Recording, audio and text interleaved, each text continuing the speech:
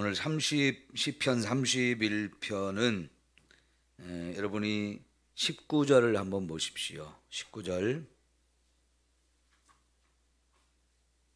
주를 두려워하는 자를 위하여 쌓아두신 은혜, 곧 주께 피하는 자를 위하여 인생 앞에 베푸신 은혜가 어찌 그리 큰지요. 요게 시편 31편의 전체적인 주제라고 볼 수 있습니다. 한마디로 하면 주께 피하는 자를 위해서 하나님이 많은 은혜를 쌓아놓고 베풀어 주신다 하는 겁니다. 그래서 1절을 보면 여호와여 내가 주께 피하오니 이렇게 시작하죠. 전체가 여러 가지 정말 너무나 어렵고 힘들고 또 절박한 상황을 만났고 그래서 하나님께 피하는 사람이 정말 하나님의 은혜를 간구하고 있는 이런 내용입니다. 상황은 너무나 절박합니다. 아주 위급합니다. 그런데 전체적인 내용을 보면 하나님에 대한 놀라운 믿음을 가지고 있어요. 특별히 여러분, 주께 피할 수밖에 없는 이런 상황 속에서 지금 하나님이 내게 엄청난 은혜를 준비하고 계시다. 아예 쌓아놓고 내가 구할 때마다 이렇게 그 은혜를 쏟아부어 주고 계시다. 이 믿음이 이 속에 들어있어요. 오늘 저와 여러분이 사는 세상 정말 힘들고 어려운 일들이 많이 일어나기도 합니다. 그럴 때 여러분 정말 하나님에 대한 믿음이 있으면 세상이 아무리 흔들리고 내가 감당할 수 없는 많은 어려움과 고난이 온다 할지라도 그것 때문에 낙심하고 절망할 필요가 없어요. 하나님이 계시기 때문에 그렇습니다. 그 하나님은 우리가 힘들고 어려울 때 또 답답하고 속상하고 마음 상할 때 정말 위기의 상황 속에 언제든지 하나님을 찾고 하나님께 부르짖어 기도하면 얼마든지 저와 여러분에게 은혜를 베푸시고 그 은혜로 말미암아 우리 모든 일이 해결되어지고 하나님을 또 마음껏 찬송할 수 있는 그런 은혜를 주시는 줄 믿습니다. 특별히 이 시편이 다윗에 의해서 쓰여졌지만 때가 정확하게 어느 때인지는 알 수 없습니다. 그러나 분명한 것은 내 힘으로 해결할 수 없는 어려움들이 닥쳐서 결국은 피난을 가야 되는데 그 피난을 어디로 갑니까? 주께 간다 하는 겁니다. 여러분 우리 6.25나 그 일사후퇴를 만나서 피난을 정말 많은 우리 전 국민이 갈 수밖에 없었죠.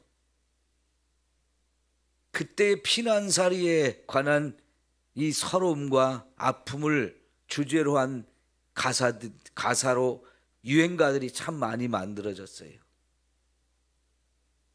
미아리곡에 주제로 한 그런 유행가라든가 부산에 정말 피난을 갔던 수많은 사람들의 그 서름과 아픔을 노래하는 이런 유행가들이 참 많아요.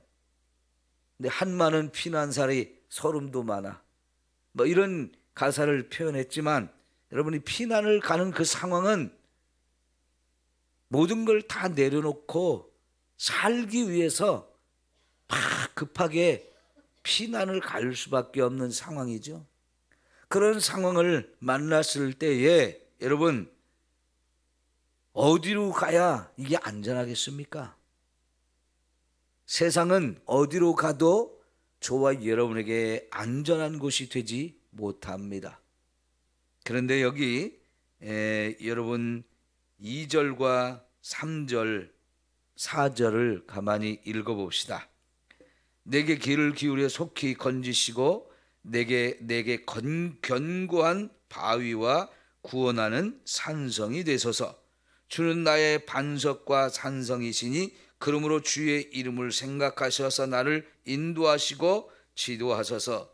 그들이 나를 위하여 비밀이 친 그물에서 빼내소서. 주는 나의 산성이시니이다. 하나님이 나의 산성이 되고 견고한 바위가 되신다라고 하는 믿음을 가지고 하나님께 피하고 있는 거지요. 여러분, 눈에 보이지 않는 하나님이 정말 저와 여러분을 지켜주시나요? 눈에 보이는 그 산성과 바위보다도 더 든든하게 저와 여러분을 보호하시고 지켜주시고 은혜를 베푸시는 그런 하나님이 맞습니까? 예, 이런 믿음을 우리가 가져야 하는 거예요. 아까도 말씀드렸지만 지금 현실은 너무나 절박하고 위급합니다.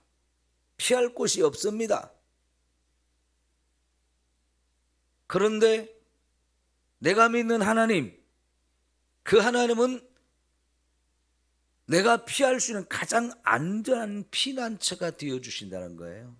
그리고 그렇게 피할 때에 여러분 정말로 어마어마한 은혜를 쌓아놓고 쏟아부어 주시기 때문에 부족함이 없고 안전하고 최고의 평안을 누릴 수 있게 해 주신다는 겁니다. 그러면서 이제 마지막으로 여러분 우리가 살펴볼 말씀이 5절이에요. 내가 나의 영을 주의 손에 부탁하나이다. 영을 부탁한다는 것은 생명을 주님께 맡긴다는 뜻입니다. 우리에게 있어서 가장 중요한 것은 생명이죠. 그 생명을 내가 맡길 수 있는 분, 나도 내 생명을 책임질 수 없고 나의 안전, 내 생명의 이 위급 죽음을 어떻게 해결할 수 없는 상황까지 왔는데, 이런 상황에서 나도 책임지지 못하는 나의 생명을 하나님께 맡길 수 있다는 것, 그 하나님이 저와 여러분에게 있다는 것, 여러분 얼마나 감사한 일입니까? 세상 모든 것을 다 잃어도 하나님이 내 생명을 지켜주시면 얼마든지 주 안에서 감사할 수 있고요, 모든 것 새로 시작할 수 있고 하나님이 더 큰 은혜를 저와 여러분에게 주실 수 있습니다. 내 생명을 맡길 수 있는 하나님이 있다는 게 얼마나 감사한 일이에요. 이렇게 정말 피할 곳이 없어서 피해야 되는데 내 생명을 맡길 하나님이 없는 사람과 그 하나님이 있는 사람은 천지 차이죠. 다윗은요, 천만인이 나를 둘러싼다 할지라도 나는 조금도 두렵지 않다라고 말씀하면서 밤에 편히 쉬고 아침에 편안함으로 또 깰 수 있다라고 고백합니다. 얼마만큼의 평안이 있으면 그렇게 하겠습니까? 10,000명이 나를 둘러서 나를 죽이려고 그렇게 애워싸고 있는 데서 그 평안을 누릴 수 있다고 하는 것은요, 하나님께 피하기 때문에 가능한 겁니다. 그 하나님이 다윗만의 하나님이 아니고 오늘 저와 여러분 모두의 하나님이 되어주심을 믿습니다. 자, 그런데 여러분, 지금 내가 나의 영을 주의 손에 부탁하나이다, 이 말씀을 예수님께서 자기를 예언한 말씀인 걸로 받아들이셨고요, 마지막 죽기 전에 십자가 위에서 하신 말씀이 바로 이 말씀이잖아요. 아버지여, 내 영혼을 아버지 손에 부탁하나이다, 이 말씀을 고백하고 죽으셨어요. 예수님에게 꼭 맞는 그런 말씀이었던 거죠. 그러니까 다윗이 이렇게 정말 절박하고 힘들고 어려워서 너무너무 위급해서 하나님께 피하면서 하나님께 내 영혼을 맡깁니다, 부탁합니다, 이렇게 고백했던 내용이 예수님이 고백할 수밖에 없는 그런 상황으로 예수님도 몰렸고요, 그 상황에서 이 말씀을 고백함으로 이 말씀이 성취되게 하셨어요. 그런데 가만히 다윗이 그 처한 상황하고 예수님이 처한 상황, 똑같은 고백을 하지만 상황은 너무나 달라요. 비교할 수 없을 정도로 예수님께서 더 어마어마한 고통과 죽음의 자리에 처하게 되었지요. 그런데 다윗도 이때 오직 하나님만 바라보고 하나님께 자기 영혼을 맡겼는데요. 예수님도 그런 상황 속에서 하나님께, 아버지 되시는 하나님께 자기의 생명을 부탁하고 맡기는 이런 고백을 드렸는데요. 저는 이 말씀을 이렇게 묵상할 때에 예수님이 이런 믿음이 있었기 때문에 죽음을 두려워하지 않고 그 죽음을 다 받아들였다고 생각해요.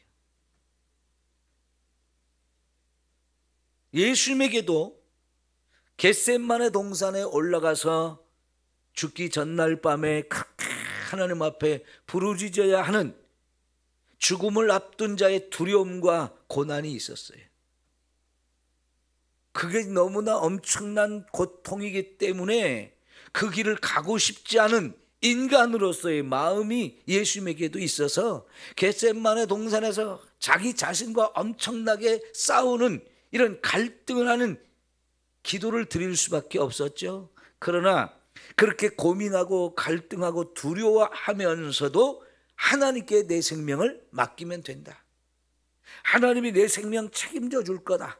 이 믿음이 있었기 때문에 결국은 내 뜻대로 하지 마시고 아버지의 뜻대로 되기를 원합니다 하면서 믿음으로 자기를 잡으러 오는 자에게 가서 체포를 당하시고 끌려가시고 말도 안 되는 억지 재판, 그리고 정말 없는 죄를 뒤집어 씌워서 죄인으로 만들고 십자가에 죽이는 이 모든 것들을 피하지도 않고 도망가지도 않고 끝까지 순종하며 그걸 다 받아들이고 견디면서 죽을 수밖에 없었던 그 이유, 하나님께 자기 영혼을 맡겼기 때문입니다. 그러니까 이 하나님께 내 영혼을 맡깁니다 하는 것은 마지막 죽는 순간에 고백을 했지만 그 믿음은 이미 겟세마네 동산에서 기도하실 때 이미 확실하게 그 믿음이 세워졌다라고 저는 생각해요. 그렇기 때문에 죽어도 좋다. 아니, 죽어야만 하나님의 뜻을 이룰 수 있고 내가 이 세상에 왔던 그 이유, 바로 죄로 인해 죽을 수밖에 없는 저와 여러분들을 구원하고자 하는 이 뜻을 이루실 수 있었던 거지요. 여러분, 죽음이 두렵지 않은 사람이 어디 있습니까? 죽음 앞에서 살고 싶어서 몸부림치지 않는 사람이 어디 있어요? 영화 같은 걸 보면 죽을 때 막 정말 멋지게 죽는 것 같지만요, 그건 영화니까 그렇게 표현하고 멋지게 보일 뿐이지요. 사실 죽음 앞에서 두렵지 않은 사람이 어디 있습니까? 그런데 그 죽음 앞에서 예수님이 내 영혼을 아버지 손에 부탁하나이다 라고 내 생명을 아버지께 맡길 수 있는 이 믿음이 있기 때문에 그걸 믿음으로 받아들인 사람은 죽음을 이길 수 있는 거지요. 죽음 앞에 두렵지 않은 거지요. 왜요? 책임져 줄 수 있는 분이 있으니까요. 그래서 하나님 아버지는 이렇게 예수님의 영혼을 책임지면서 어떻게 했습니까? 죽지만 다시 살려주셨잖아요. 이걸 예수님은 믿으셨던 거지요. 다윗도요, 정말 자기 영혼을 내가 이제 스스로 내 생명을 책임질 수 없는 상황까지 와서 결국은 하나님께 내 영혼을 맡깁니다. 그래서 죽게 피했는데 놀랍게 피하고 보니까 거기가 너무나 안전한 곳이었고 조금도 두려워할 것이 없는 곳이었고 하나님이 나를 위해서 어마어마한 은혜를 쌓아놓고 지금 기다리고 계시다가 나를 끌어안고 그 엄청난 은혜를 쏟아부어 주더라는 거지요.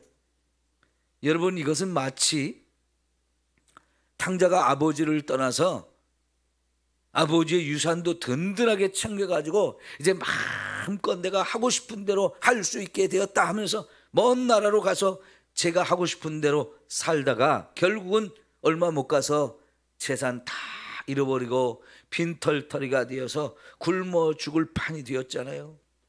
아무도 돌봐주는 사람 없고 의지할 사람 없는데 남의 돼지를 치면서 그 돼지 먹는 것 중에서 자기 먹을 것을 찾아야 하는 그런 상황까지 가서 굶주리고 비참한 상황이 되었을 때 여러분 정말 면목 없지만 나 아버지께로 돌아가고 싶다. 우리 아버지는 부자인데 내가 지금 아버지한테 갈 때 아들이라고 받아달라고 그럴 자격은 없지. 그러나 종으로라도 나를 좀 써달라고 하면 내가 죽지는 않겠는데, 굶주리지는 않겠는데, 그런 마음으로 갔는데 어땠어요? 내 생각과는 달리 아버지는 나를 너무도 기다렸고요. 그죠?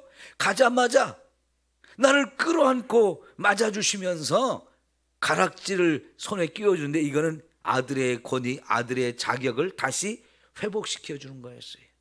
그러는 온 동네 사람을 불러서 잔치를 베풀었는데 이것은 동네 사람들한테 내 아들이 죽었다가 다시 살아왔으니까 여러분들 내 자식을 손대지 마시오. 나도 내 아들 죄를 묻지 않고 따지지 않고 내가 받아주었으니까 여러분도 내 자식의 죄를 용서하시고 내 자식에게 함부로 하지 마시오.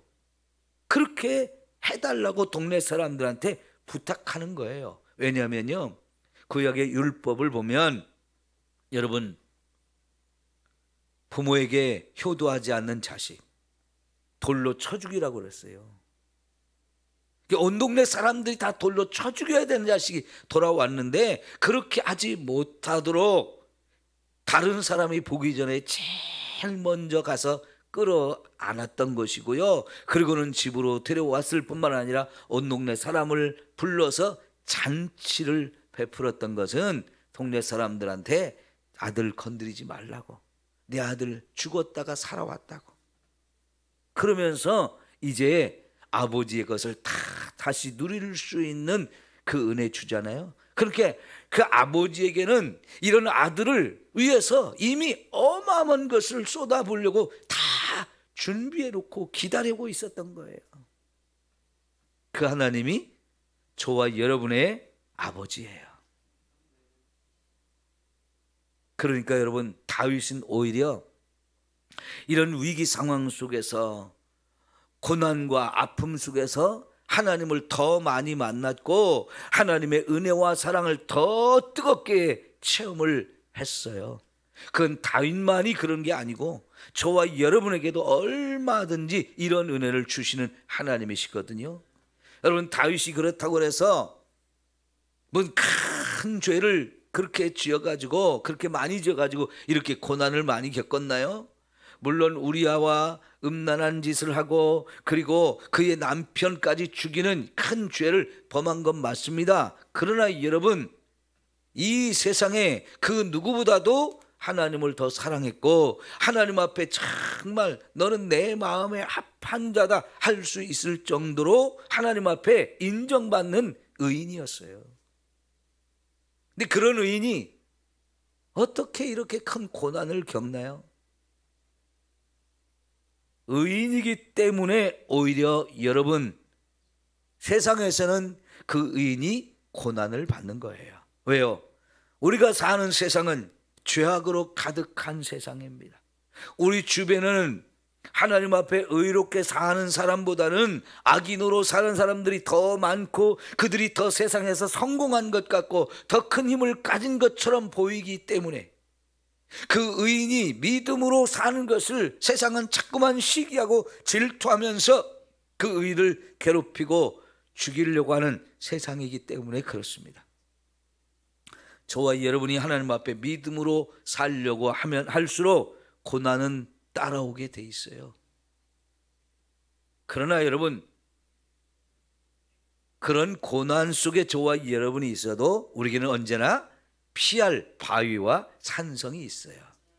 그 하나님께서 그런 가운데서 더 큰 은혜와 사랑을 저와 여러분에게 얼마든지 쏟아부어 주시는 우리 하나님이신 것을 믿으시고 그 믿음으로 살아갈 수 있기를 축원합니다. 여러분,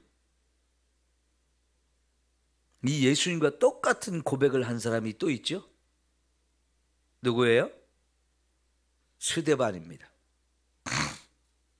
스데반이 복음의 열정에 사로잡혀 가지고 나가서 담대하게 사람들에게 복음을 전했어요. 근데 그렇게 복음을 전하는 걸 싫어하고 미워하는 이 유대인들이 결국은 돌로 쳐 죽였잖아요.